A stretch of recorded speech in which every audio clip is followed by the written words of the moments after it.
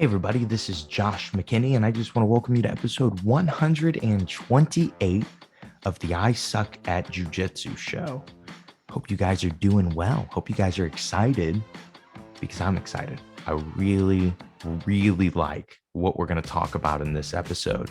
And I really care about what we're going to talk about in this episode. And then most importantly, and I think this is a theme of the show, this probably isn't a way that a lot of people think, a lot of people talk. This isn't a discussion that a lot of gyms have. And I'm going to put this a little more competition focused, but keep in mind, this is not about competition. That will be part of it because I think that's going to be the part that most people grasp. But that's it. It's not, you don't have to be a competitor to take this mindset and to think about jiu-jitsu in this way. So let's just go ahead and get started. I wasn't going to do any cut scenes or anything like that because I really don't have anything to announce for you guys besides what I will probably announce throughout the episode. And it's that on May 23rd, I don't even know what day of the week that is. That's just the date that I've had in mind. I think it's a Monday. On May 23rd, we are going to be starting our 7 days to suck less. It will be a brand new episode every single day for 7 days. And they will be out really just to celebrate the fact that the Three Lenses Instructional will be coming out that day. It'll be coming out May 23rd. And so will I'm pretty sure, I mean, it'll be done and ready to go. I don't know if I'll do the how to train jiu-jitsu at the end of the week and like do that on episode 7 or have that come out with it in the beginning.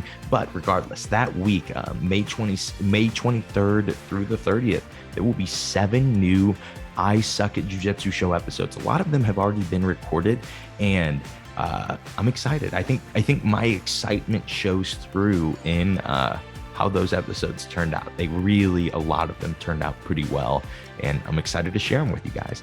But yeah, I just said I wasn't going to announce anything, and then I announced that. It's me. That's me for you. All right, let's look at team building. Let's look at some ideas and some reasons to build a team. Let's start with this. I'm from the Midwest. In the Midwest, especially when I started jiu-jitsu 14 years ago, there were not a ton of jiu-jitsu schools. In the ones that there were, of course, they were top heavy. There were some that were run by blue belts, and then some that were run by people that are now really high level black belts. There were some that were run by both. My friend Chad Hawkins started his gym when he was a blue belt and is now a very, very active, very, very dominant masters black belt competitor and still has multiple schools now. But what you find with these things, what you find with all these different schools is the ones that were good didn't just have one really good guy. They had a good team. And kind of the theme of this episode is going to be something that Logan Wayne, one of my students, one of my brown belts, something we always talk about. And that is that the rising tide, it raises all ships. It is the same thing in a jiu-jitsu school.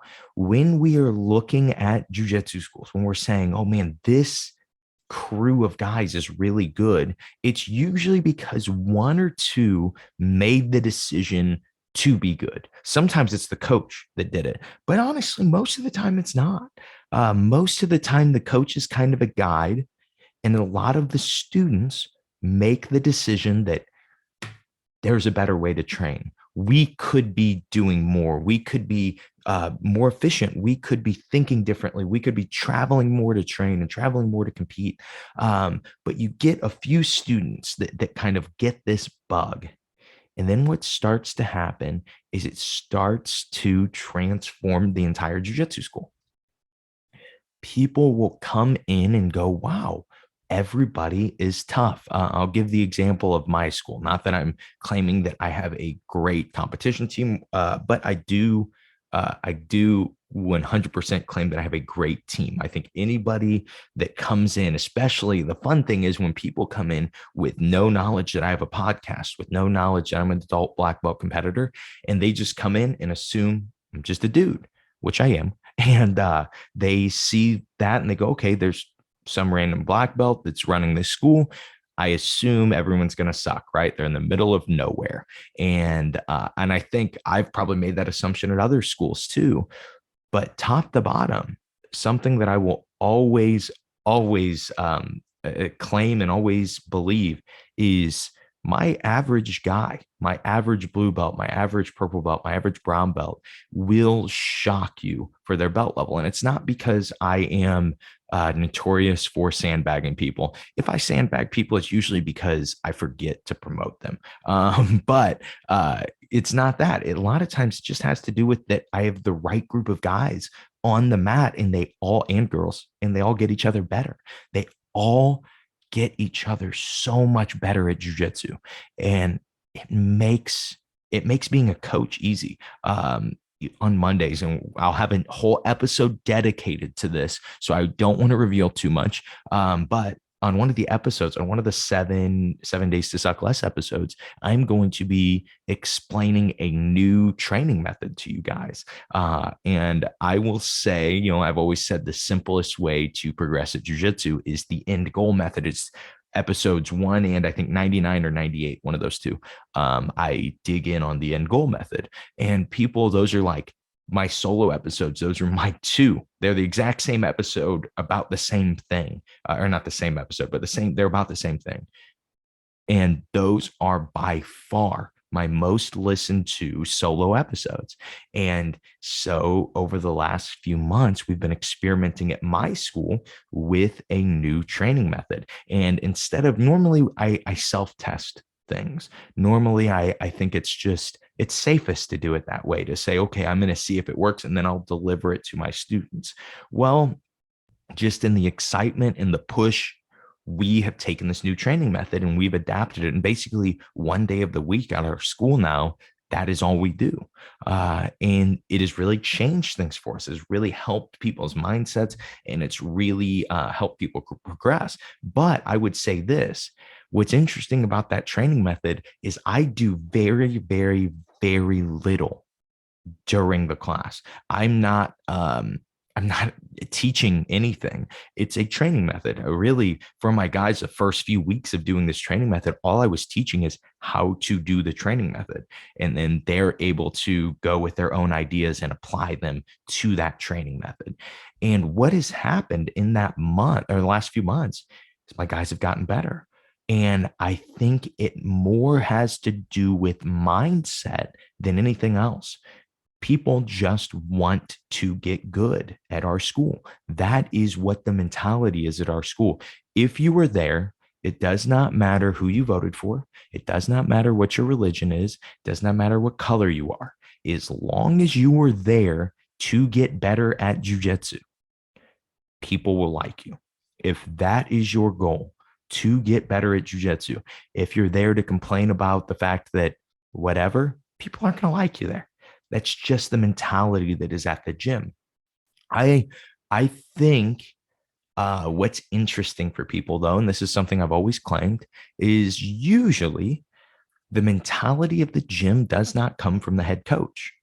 Sometimes it does. Sometimes the head coach runs every single class and the mentality does come from them. But unless you're kind of rolling with all of your students, I think it's going to be less common. The reason I say that is, unless you're rolling and beating down all your students, that is, your mentality of your school, your mentality of your team, it generally comes from the best people. And this is true for adults, for teens, for kids, whatever group you have in jiu-jitsu. The best guy generally dictates the mindset, generally dictates how people respond when they lose. It generally dictates everything. And for me, as much as I would love to think that that mindset came from me, it really didn't. I was really fortunate when I started my gym. I had two guys, my dad too, but he also owned and ran the gym with me. So there were four of us, but two people that had nothing to do with the day-to-day operations of the gym, had nothing to do with running classes. But Eric Hebner and Justin Huff, those were my two best grapplers that were on the mat. They would just, if the honor of the mats needed defended, and we all know that situation, somebody walks into open mat and they're like a purple belt, and everyone's like, well, who's going to beat up this purple belt and defend our honor? If the honor ever needed defended, it was always Justin Huff or Eric. So actually, I only asked Eric to defend the honor one time, and he nearly killed the guy. And so I had to stop asking him to do that. But with Justin, he has a really good mentality, he has a really good mindset. And I would say, especially his mindset to learning. If you look at his mindset, especially the mindset he came in 6 years ago when we started the school, 6.5 years ago when we started the school, it almost seems like everybody at the school has that mindset now. And it is this: when you win, sweet. When you lose, what could you get better at to fix it? To be honest, when you win, what could you get better at to fix it? How could you make it more efficient? How could you get better? Just the right mindset, the belief that there is always jujitsu technique, strategy, or ideas that we could be figuring out, that we could be progressing with. That is the mindset that like carries over at my gym.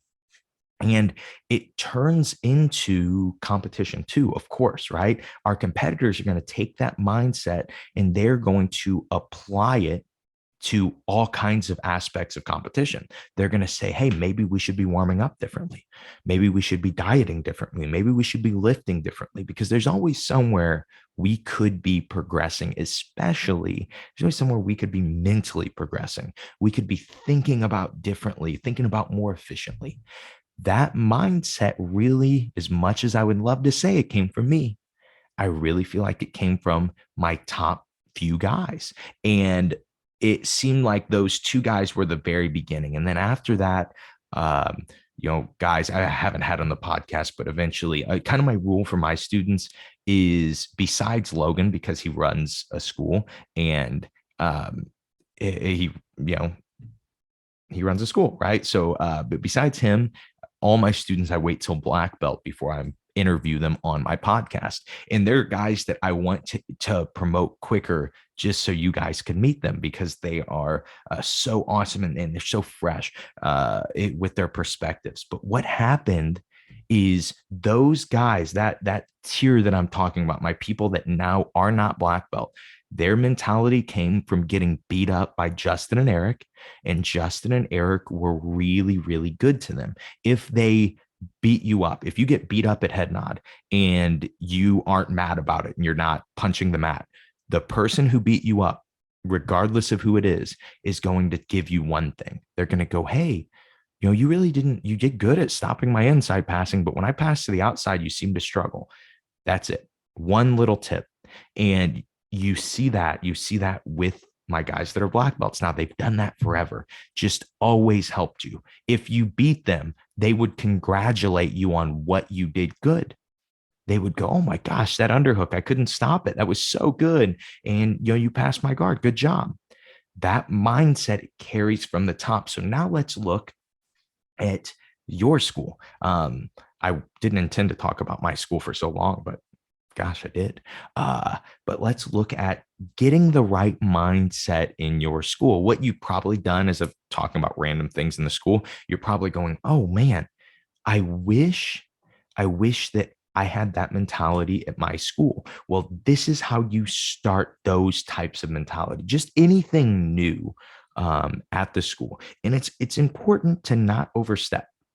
It is important to not go, well, I'm going to take over things, because a lot of people do that. A lot of people, they come up in the modern jujitsu era and they listen to a lot of I Suck at Jiu-Jitsu show, and they listen to maybe BJJ mental models. They listen to the mindset type videos that Keenan makes, or that all these other people. They listen to Chris Payne's. They listen to somebody who delivers knowledge differently, and they get really excited and they go, oh man, now my coach doesn't understand this, and he's just too old school and he can't comprehend this stuff. And you kind of start to put these guys above your coach, myself included. And I think most of the time, unless of course morally, but I think most of the time, with being technical, with what you're being taught, a lot of the time coaches, they're doing their best, right? They are still learning, they are still trying. And just because just because you heard something differently on the I Suck at Jiu-Jitsu show that might help your gym, doesn't mean that your coach doesn't understand and you're right and he's wrong. There's this big problem in jiu-jitsu with the secret sauce, and this is what I always call it. People they'll have a new training method, right? I told you guys about how excited I was about this new training method that we're going to talk about on the 7 Days to Suck class. Here is the problem with that. We've been doing this training method off and on, and some of my students it's helped more than others. Of course, that's always going to happen. And the ones that it's really helped, the ones that's really been the missing piece for them, they have come to me and said things like, that we should only do this, right? Why don't we just do all of our training this way? And it is this weird mentality in jiu-jitsu that like everything before today is forgotten because we have something new. We have a new technique or a new way of looking at it or a new way to do it. And yes, of course, some ideas are outdated and sometimes they do need replaced, but usually they're just a different perspective. It is not right or wrong. And I've seen this at even really high level competitive schools where the top guy will kind of fall off, and then the new top guy will come. And because the first top guy, it wasn't about progressing, it was about, I've figured it out and nobody else has. This is the new way to train. No one else understands it. And then when he falls off, his ideas get replaced by the new best guy. Maybe they're better, maybe they're worse, but we're only allowed to believe one thing. We're only allowed to think about jiu-jitsu in the way that he says. That is the worst mentality to get good at anything, is to close your mind off to the other 99% of it. That is the worst mentality just to have, is to say, oh, I'm finally right and no one else knows. Of course, geniuses do that, right? There are geniuses that do figure things out and they say everyone else is wrong and I'm right. And they do turn out to be right. But most likely you and I aren't that. Most likely there are people that are exponentially smarter than us, and we should be taking nuggets from them, and we should be learning for ourselves and trying to help our friends and our students look at their own fresh perspective of jiu-jitsu and grow from it and get better from it. But let's look at you specifically, and let's say you want to have, that was just all to say, don't overstep with your school, right? You don't know everything. Make sure whatever mindset you're trying to bring to your school, make sure it starts with, I could be wrong. I think that people just believe, they just have no conception that they could be wrong about something. It's just that is an unbelievable statement, especially in jiu-jitsu. I will have guys that train for a year and they'll come up with these really matter-of-fact statements about, well, yeah, this is the best way to do this, or this is the best move, or something like that. And go, whoa, you're so wrong. And really, and you're not wrong when you say that this is right or this is good, but when you say that this is better, this trumps everything else, the reason that you're saying that is usually because you're just way too close to the picture to see the whole thing. You are just way too focused on that little bit that really, it maybe is relevant, maybe it isn't. But that mentality of secret sauce usually causes that we have the secret sauce now and we can't change it. This is how it should be. And no one else understands but only us, right? I don't think it's like that. I could be wrong though, right? Maybe there is a secret sauce out there. I can just tell you in my years of trying to find it, there isn't one. I have not found one. I found a lot of them. I've found thousands of them, and I've stolen ingredients from all of them. That is, again, I'm on my mentality of jujitsu, but let's look at your mentality. Finally, don't overstep your coach, but create a small school in your gym. And this does not mean you create a clique that no one else can be in. You're trying to create a mindset that is shared by a few people. You're trying to create some concepts, some ideas that are just shared by a few people in a school. And that changes an entire school if done right. We'll talk about conflict, we'll talk about resistance in a second, but let's first just think about what could we do? What would be something effective that would be helpful? Let's create a specific scenario. I think the simplest one is nobody wants to compete at my gym, and I do. And I've talked about this before. And this is not a great thing to happen for us as jujitsu competitors. To be the lone ranger at the gym, it does feel cool. And usually, if you're the only competitor and you're competing a good amount, you will just become the best person at the gym. Not always, right? Maybe you have some really good black belts that you are far from. But competing, it does this thing. Well, it does two things. One, when you compete, referencing back to a recent episode between chaos jujitsu and control jujitsu, you start to find that chaos jujitsu becomes more effective because you start to get in good shape. And when you're in good shape, you can use way more chaos jujitsu. And for most hobbyists, they've only ever learned control jujitsu, right? They don't know that you can knee cut from the angles that you're knee cutting, and they don't know that you can pass side to side so much, and they just don't understand certain things. And so you get to this point where you're able to beat a lot of people in the gym because you are this great competitor. But then you get to the tipping point where no longer are you getting beaten in the gym. You're only getting beaten at tournaments. How do you know? How are you exposing this, right? How do you get better? How do you learn from those things? And this is a problem that I had for years, kind of like for purple belt for me. And I'll give you specifics about how I solved it, and also just how you could solve this idea or this problem too. Most of the time, when you start, like, the idea of competition, it would just be so much more helpful if you could get one other person with you. Two would be even better. I think three perspectives is always better than two, almost always better than two. It's just nice to have that deciding person to say, maybe should be the direction. I agree with person A instead of person B, and maybe this should be the direction that we go with our training, or this should be the tournament that we do, or whatever, right? And I find that three perspectives are always helpful if you can do it. But what you do is you start a group of guys and you say, hey, let's get better. Let's get better together. You, me, and Greg are all going to do a tournament 3 months from now.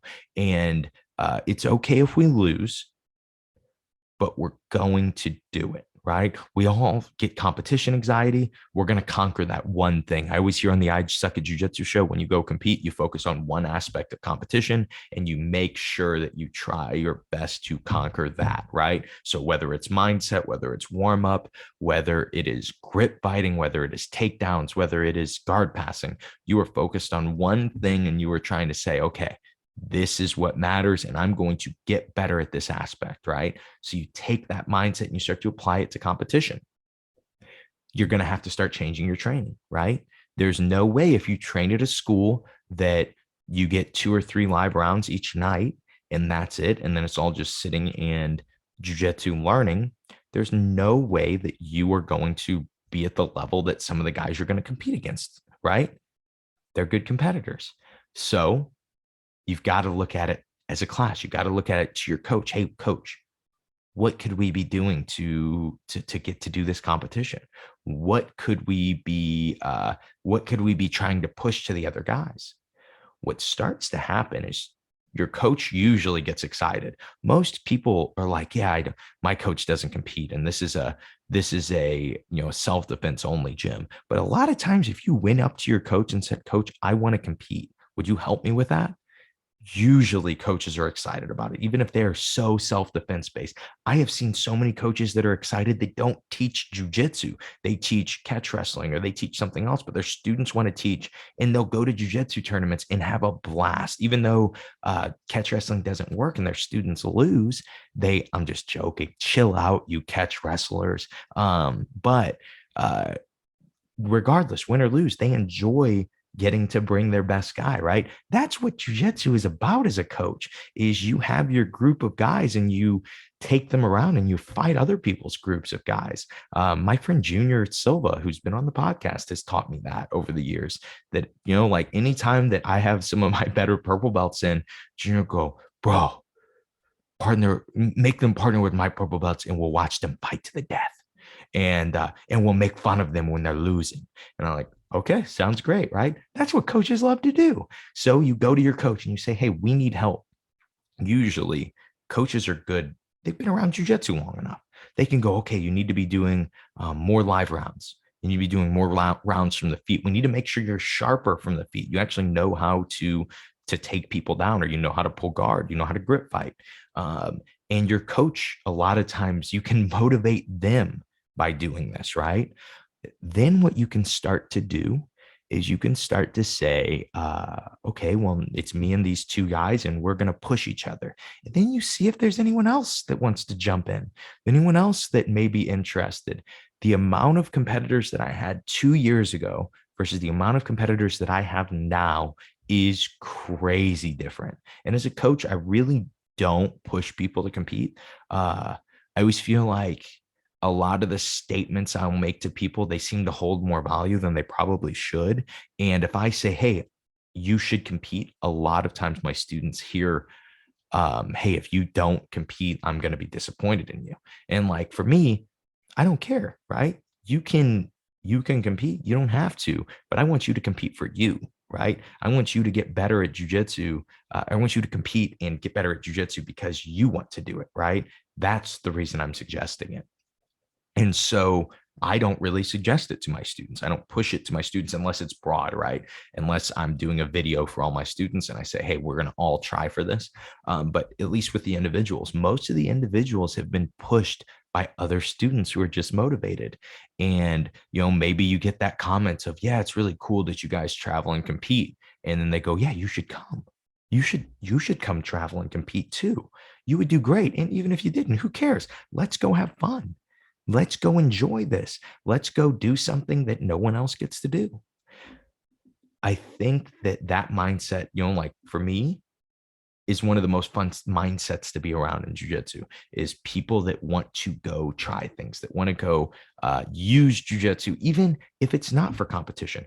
I think that same mindset has carried over to some of my students that want to start jiu-jitsu businesses.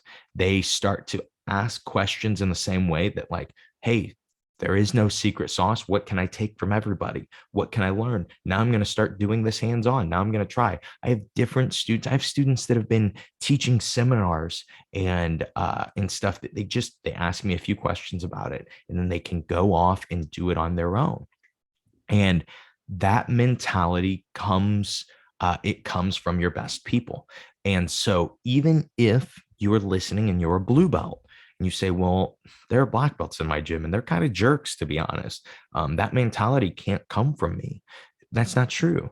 It just, you adopt a white belt or you adopt two and you say, hey, we're going to get better together. And you don't even address the negative mentality that there is at the gym. You just start trying to be better than it. You start trying to rise above that mentality, and you start being helpful to anybody who wants you to be helpful.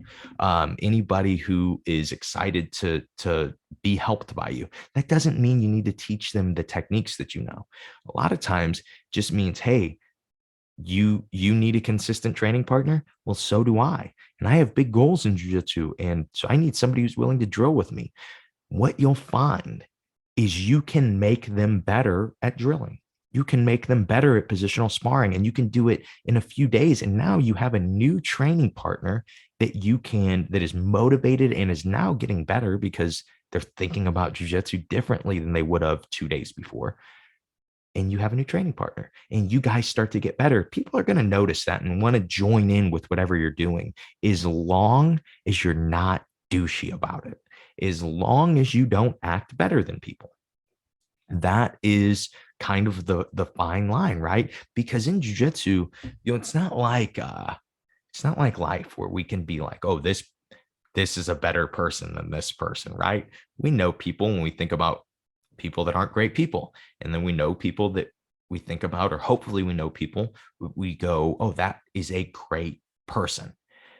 And you see that contrast, and it's very obvious to you, right? And maybe it's not obvious to everybody. Maybe the really terrible person has their own group of friends, and you're like, wow, that's really surprising. Jiu-jitsu progression is not like that. It's noticeable to everyone who's better and who's worse, right? I can watch two people roll, and the person that wins more is probably better. It's better expressing jujitsu at least.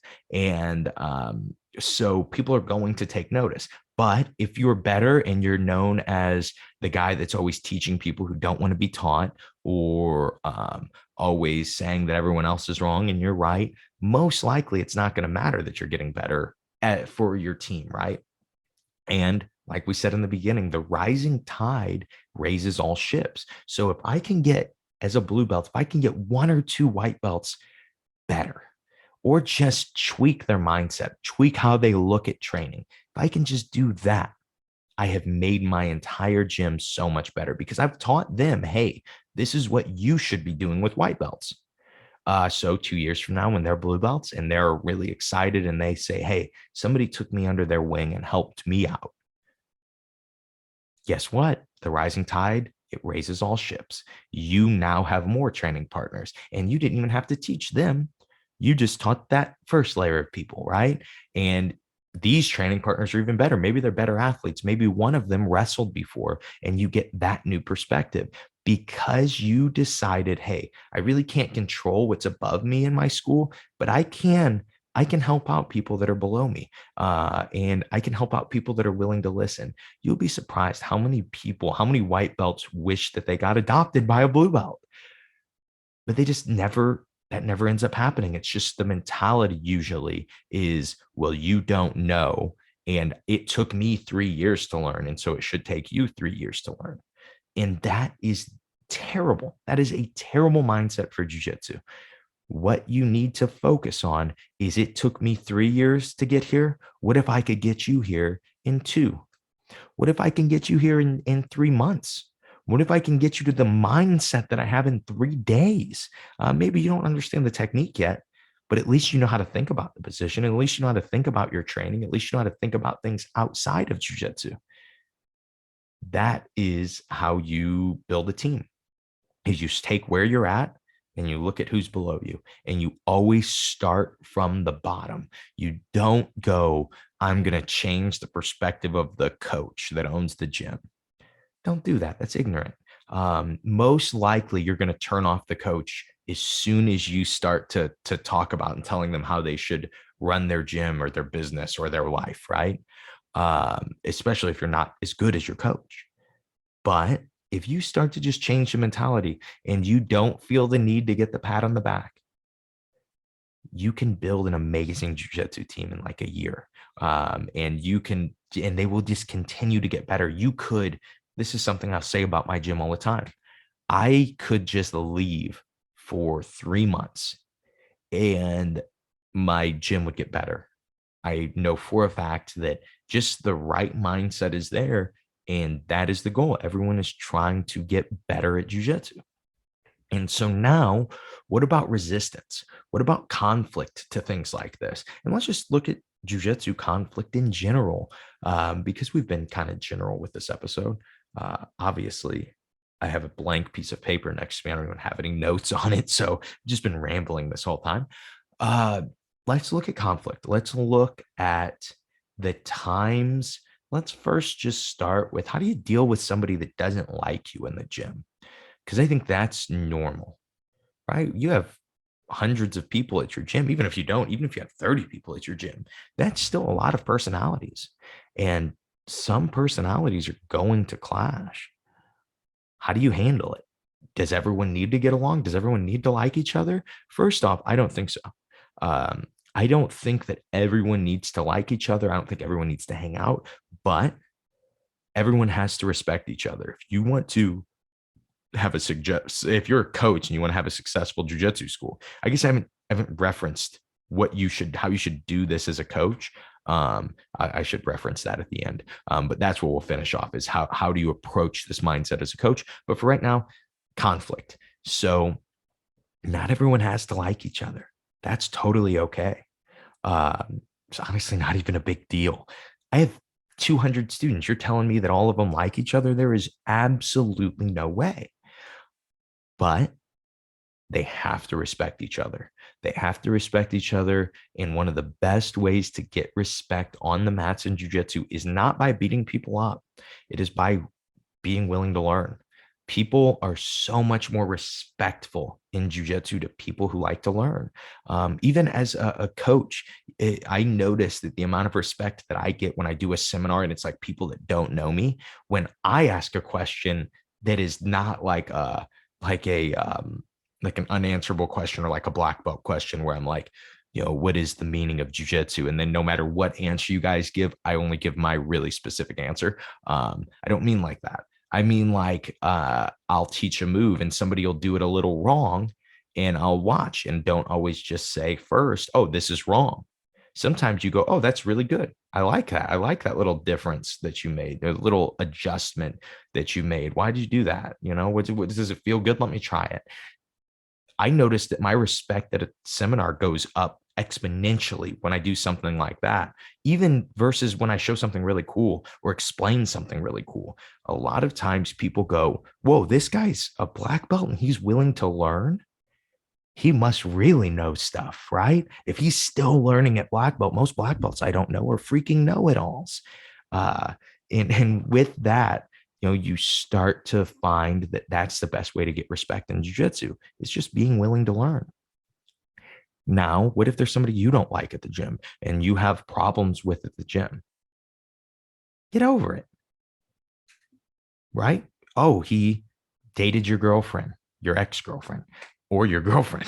I don't know. Or he is a steroid user and I'm not. Or he is a Republican and I'm a Democrat. And so we hate each other, right? Get over it. The goal is not to be friends. That is not what the goal of your gym should be. Your goal should be to get better. Whether the person is your friend or whether the person is not your friend, you should have the goal to get better.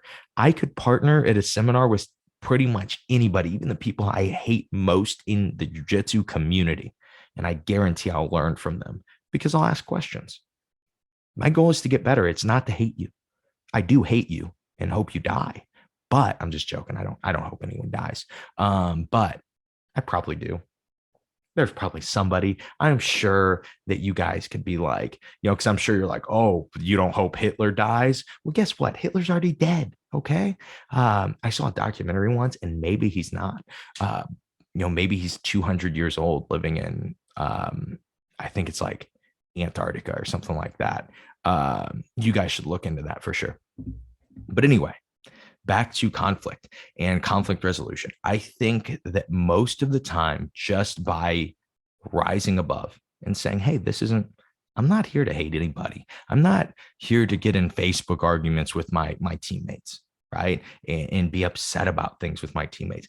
I am only here to get better at jiu-jitsu. And that is why he is here. Even though we don't like each other outside of that, that's why we're here. And we can both get better together, because again, the rising tide, it raises all ships. And so if I can take my worst enemy at the gym and turn him into my best training partner, I will always do that. It just starts with the mindset change. It just starts with saying, okay, it really, for us, sport, for an art that is always talking about ego, we don't actually ever talk about ego. And usually, you hating this guy from the school or this girl from the school, it just has to do with it. You have an ego, Oh, no, it's because he has an ego. Then why does it matter? Why does it bother you? It's your ego that it bothers. Just drop it. Just get better. And you'll find the wrong mindsets don't last in jiu-jitsu.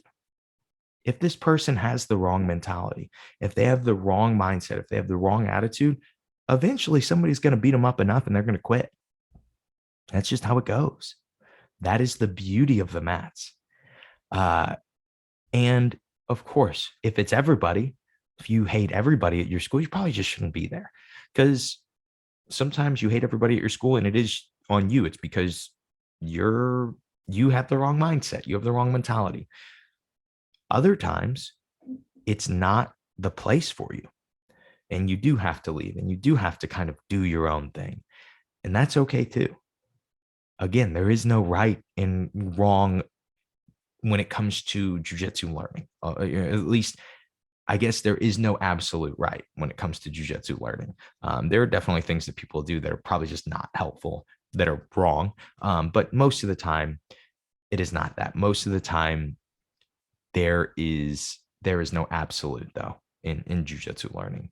The only absolute that I know is that you should absolutely listen to the I Suck at Jiu-Jitsu show. But I always tell people that. I always tell people like, oh yeah, you should listen to the I Suck at Jiu-Jitsu show. It's always fun to watch their face be like, the I Suck at Jiu-Jitsu show. It's a bizarre name. Anyway, let's look at one more little point, and that will be how to build a team as a black belt, as the coach of the gym. Because I talked about how I don't feel like I really built the mentality that is in my gym. A lot of it comes from the people that are already there. You can do this, and this is really important as a coach. Make sure that the best people are your best guys. Make sure that the best people are your best guys or girls. Make sure that people have the best mindset. The people that are most willing to learn are the people that you pour into, or the people that you promote. If I promote people that I don't like at my school, especially if they're the highest promotions, even if it's what I should do or whatever, I don't love their personality. Well, guess what? Their personality is going to carry down. It is going to trickle down to my students, right? You always look up to Big Brother, and whoever's Big Brothering you, you're going to say, oh, he's teaching me right from wrong. He's teaching me how I should act. I should be mean to people just because they're white belts. I should treat people differently because of whatever, right? And I am better than somebody if I beat them in a round, right? No, those are the people that you do not promote. Honestly, if I don't like you, I will just never promote you. And I won't think twice about it. I won't promote bad mindsets. I won't promote people that are poisonous to the gym. Just won't do it. Leave. I don't care. I don't like you, right? I know that sounds really harsh, but there are very few people that this has ever applied to at my school. Most of the time they get weeded out really quickly if they don't have a good mindset for the school. But for a school, the first thing that you should do is make sure that your best people, the people that you want to be around and the people that you want your team to be like, those are the people that you put your time into. Those are the people that you promote, that you get better at jiu-jitsu. Also, a lot of times in the beginning of schools, especially, people are so desperate to have colored belts on the mat that they will try to invite all kinds of other people from all kinds of that used to train at other schools and are purple belts and brown belts and blue belts. And that's where they're going to get their colored belts from. And that works out sometimes. But a lot of times it doesn't. A lot of times you try this, you have a group of people that are like, they're kicked out, right? They got kicked out of their school And then they take the same mentality that got them kicked out of their school or made them leave because no one else understood and they hate everyone. And they take that mentality and then they try to implement it at your school. Maybe probably not even realizing just who they are. You've got to be so careful with that. You cannot, you cannot promote the wrong mentalities. That mentality is going to carry over to the rest of the team. It's just how it is in jiu-jitsu. Um, I think the next thing I would say, if you're trying to build your own school, get other perspectives or build your own team as a black belt, as a school owner, get as many perspectives as you can. Ask other school owners what they're doing, and see who's willing to talk to you about it. See who's willing to be helpful. Not everybody is. Uh, you're able to get so much more done, though. You're able to get so much further along if you just make sure that you are promoting the right people, and the right people are your highest belts. And one of the best ways to do that is to be confident kicking people out. That is something that I have done quite a few times. I've probably kicked out. I went to dinner the other day. This is terrible. And I ran in at dinner to two different people that I had kicked out of my jiu-jitsu school. Whew. That's a lot, right? I was just trying to eat. I was just trying to eat dinner. Come on. And yeah, you run into that. But for me as a coach, I'm not going to be around people that I don't want to be around. I'm not going to promote people that, morally speaking, I don't agree with. I am not going to, I'm just not going to play that. And so it's just better to remove those persons or those people. Something in the book, I don't think it's essentialism. I think it's effortless, by Greg McKeown. I reference this book a lot, and it is how it's kind of how to run a big business. And I do my jiu-jitsu school the same way. I hire slow and I fire fast. And when I say that, I mean students. I would rather at this point, because I'm making enough at my gym to pay for my house and live, it let me get a little bit different of a mentality to new students. I didn't all of a sudden need a new student every week, right? It's not this excessive need anymore. I can just focus on bringing in the right people and bringing in the right students. And when I meet a white belt, a brand new person, and I go, oh, this person is a good fit, this is a lifer, then that's who I put my focus in. That's what I care more about, because I'm trying to build a team, right? I obviously want to make more. Right? I wouldn't be doing a podcast and doing 7 days to suck less and releasing these new products if I didn't want to make more money.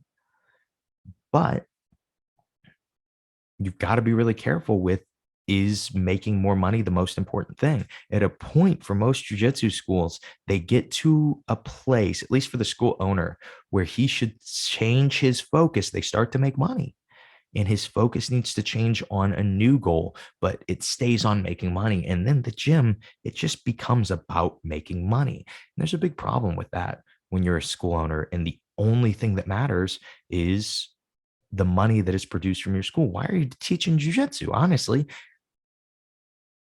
I'm not saying that that shouldn't be your focus. I'm not saying you shouldn't have a lot of focus towards that. And you shouldn't even try to make a ton of money in jiu-jitsu. I think you should do those things, but I don't think that they are more valuable. For at least for a lot of school owners, and they don't realize this until it's too late. There's a certain financial number that your life doesn't really change much more from once you get to. And then once you get there, if you don't have a good way of how you're going to live your life, if you don't have people that you're focused on and people that you're helping, because you're so involved in making the school big that you're not involved in helping out even individuals in your school, what happens is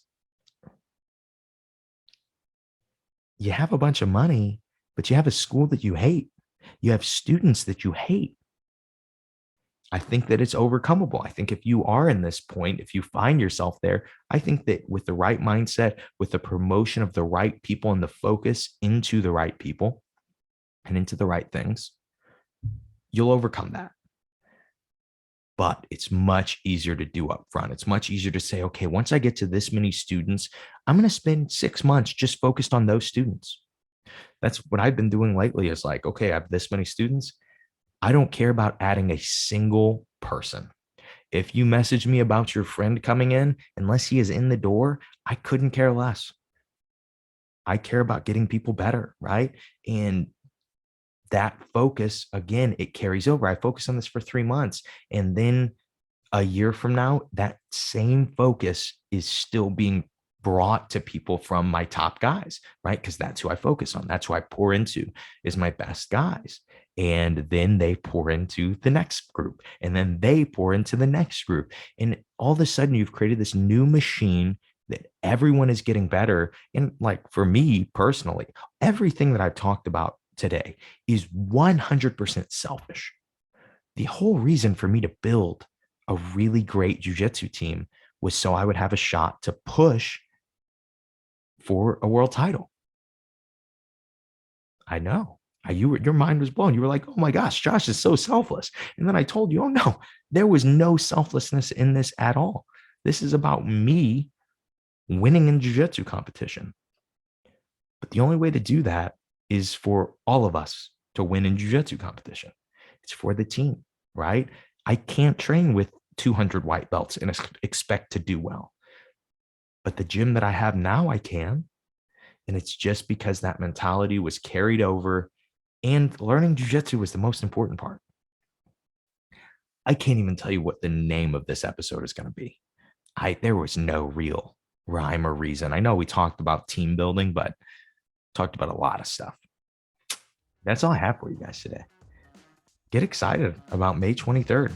We're going to make it really fun. There's nothing you even need to do before then. It's not like, hey, before May 23rd, make sure that you ... No, it's going to be coming out that day. And so much stuff is going to be free. Obviously, all 7 days of 7 Days to Suck Less will be absolutely free. And so will the 3 lenses. That is the new ebook on learning jiu-jitsu. And I do think that it is the secret sauce because it isn't, right? Because it isn't one thing. It is how to get better at jiu-jitsu, how to understand why some people get better and maybe you don't, or even as a coach, why you get better and some of your students don't.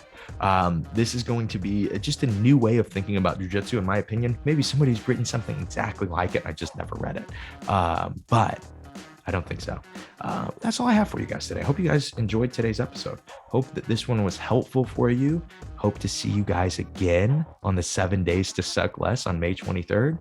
And most importantly, I hope that this episode helps you suck just a little bit less at jiu-jitsu. Have a great day, guys.